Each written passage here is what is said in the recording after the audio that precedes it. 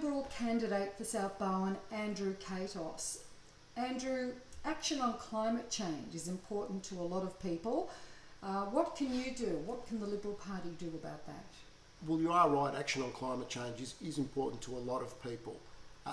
And everyone does want to see something done to reduce the impacts of that man has on our climate.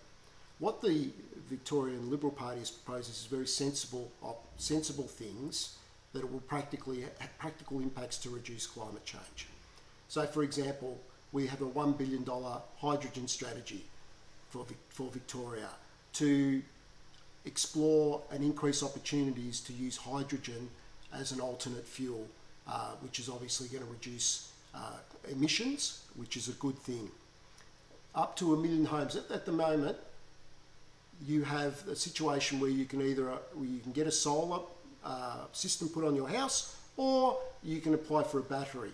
What we're going to do is have rebates available to both. So basically then you can put a solar panel on your roof and also battery storage in your home and be eligible to have rebates on both. So we want to see up to 1 million homes have solar and batteries by 2035, which I think is a very important way, practical thing that individuals can do to combat the effects of climate change.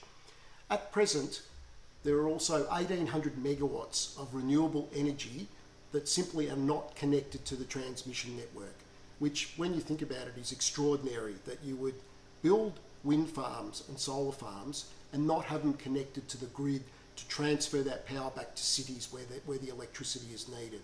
So we are going to work and unlock that and put the transmission network in to bring that 1,800 megawatts to market and to bring it to the city where it is needed most.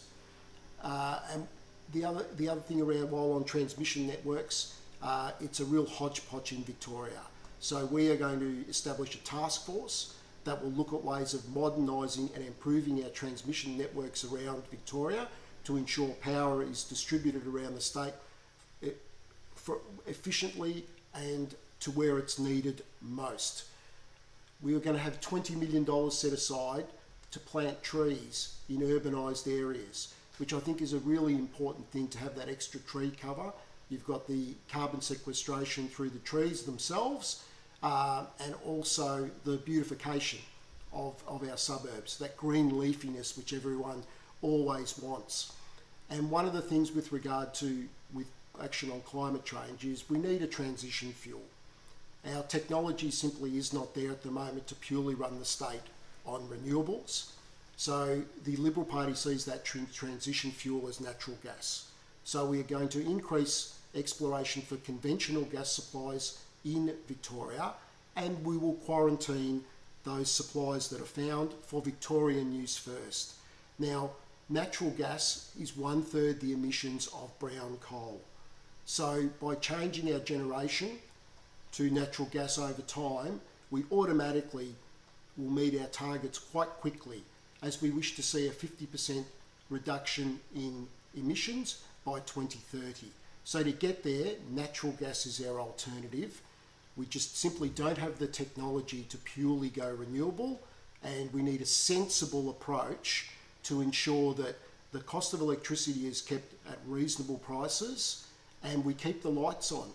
When we get cold winters, when we get hot summers and those demands come onto the electricity, we need baseload power to power our homes and industries and businesses.